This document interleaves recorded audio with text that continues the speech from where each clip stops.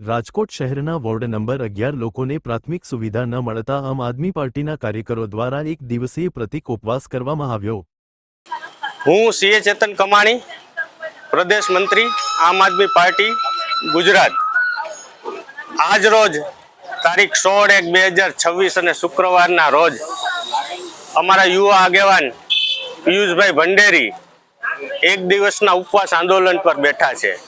ઉપવાસ આંદોલનનો હેતુ કે વોર્ડ નંબર 11 ની અંદર એ અમારા વોર્ડ નંબર 11 ના એક આગેવાન પણ છે કે વોર્ડ નંબર 11 ની અંદર આજે પણ બેઝિક સુવિધાઓ જેવી કે રોડ, રસ્તા, ગટર, પાણી, લાઇટ આવી સુવિધાઓનો અભાવ છે અને લોકો બહુ મુશ્કેલીઓમાં જીવી રહ્યા છે। તો એમને એમ લાગ્યું કે આ નિર્ભર તંત્રને જગાવવા માટે મારે કંઈક પગલું ભરવું પડશે। તો એના અનુસંધાને આજે પિયુષભાઈ ભંડેરી ઉપવાસ આંદોલન પર બેઠા છે અને દુર્ભાગ્ય એ વાતનું છે કે આઝાદીના આજે આ 79ના 80મું વર્ષ ચાલે છે, એમ છતાં પણ લોકો બેઝિક ફેસિલિટીથી દૂર છે।